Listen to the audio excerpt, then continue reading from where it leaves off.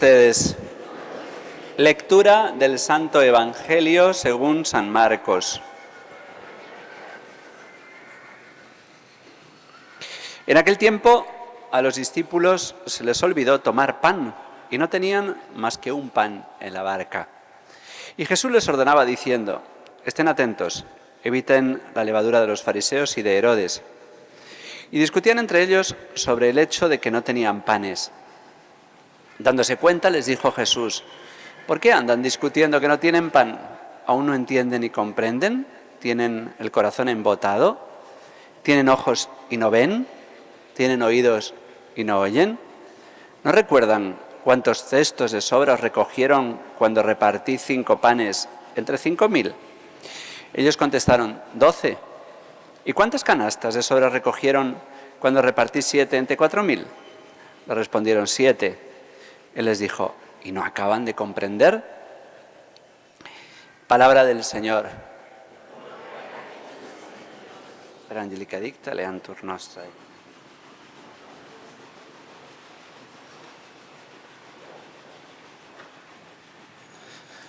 Queridos hermanos, hoy Jesús les dice a los discípulos que tengan cuidado con la levadura de los fariseos y la levadura de Herodes. Significa: no sean como Herodes y no sean como los fariseos. Herodes, podríamos decir, no sean mundanos. Herodes, por lo que sabemos del Evangelio y de la historia, pues un hombre corrupto, un hombre que ambicionó el poder, un hombre que se juntó con su cuñada, que eso es lo que Juan el Bautista le reprochó, que estaba con Herodías, que era la mujer de su hermano, un hombre que cuando danzó la hija de Herodías le prometió la mitad de su reino, un hombre que cuando le pidió la cabeza de Juan Bautista, por no quedar mal, le concedió ese asesinato. Es decir, un hombre corrompido por el poder, por la lujuria, por el dinero, etc. Entonces Jesús nos dice: no sean mundanos. Y en una palabra, que no seamos adúlteros, borrachos, etc. No sean así. Bien.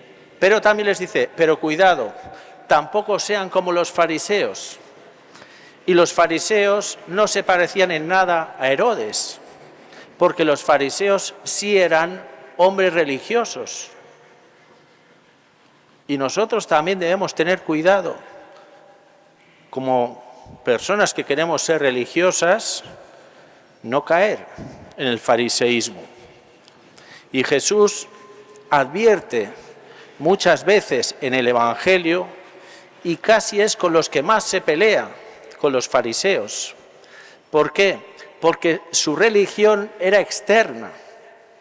Ellos eran de cumplir mucho, con ritos, con leyes, eran de cumplir externamente, pero se olvidaban lo principal, que es el amor. Porque si no hay amor, no sirve de nada todo eso. Es un rito vacío. Y los profetas en el Antiguo Testamento muchas veces llamaban al pueblo de Israel a que el culto no fuera un culto vacío, que no fuera un culto externo, de prácticas, que no van acompañadas de lo principal y a lo que se ordenan. Por eso se dice también: los 10 mandamientos se resumen en 2. Amar a Dios sobre todas las cosas y al prójimo como a ti mismo. Nosotros podemos cumplir externamente con los actos de la religión, y hay que hacerlo.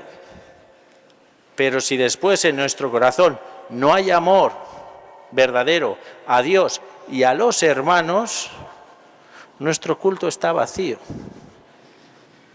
San Juan lo dice: quien dice que ama a Dios a quien no ve y no ama a su hermano a quien ve, es un mentiroso.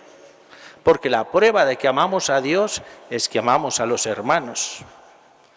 Jesús dice: si cuando vas a entregar tu ofrenda ante el altar ¿Te acuerdas que estás peleado con tu hermano?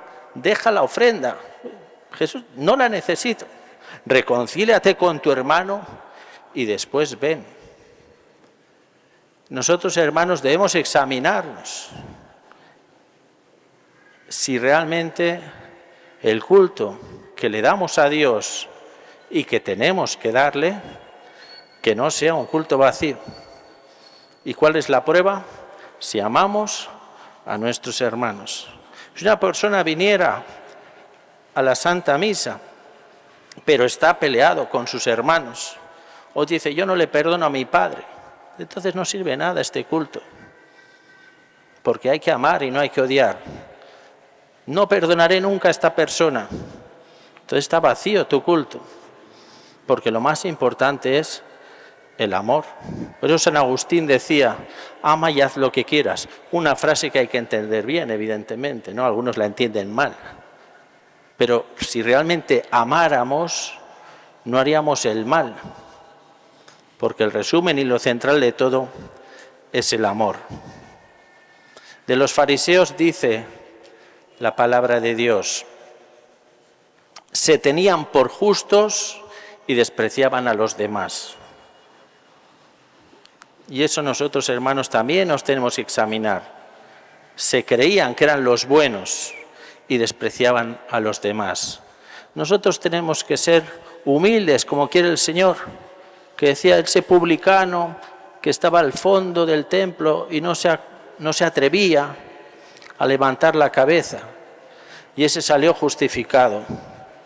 Y el fariseo que rezaba en primera fila no.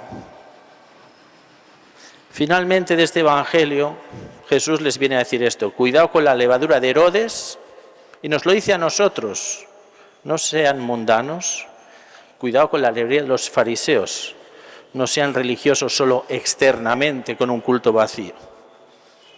Pero los apóstoles, que no habían recibido el Espíritu Santo y no entendían muchas cosas, se pensaron que Jesús les mandaba una indirecta porque se habían olvidado el pan.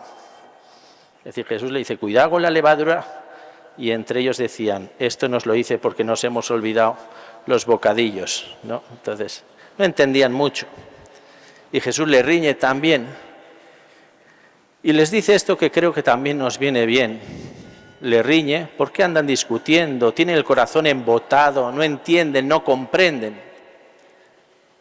¿Cuántos cestos de sobra recogieron cuando repartí 5 panes entre 5.000? 12. ¿Y cuántos cuando repartí 7 entre 4.000? 7.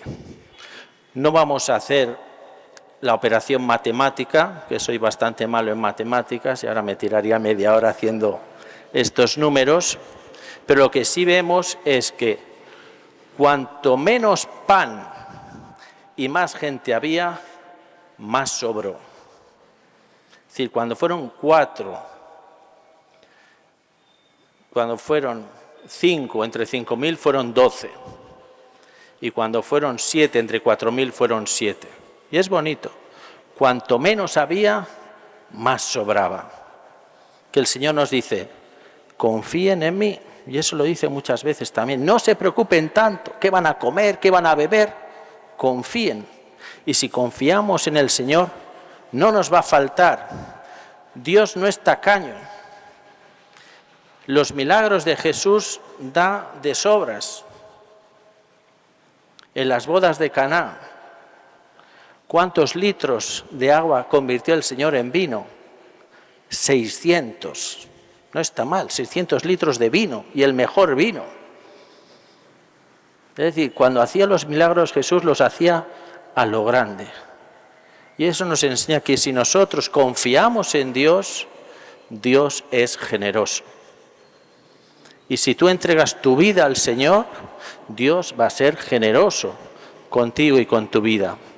Pues pidamos que crezca en nosotros esta confianza en la divina providencia. Que así sea.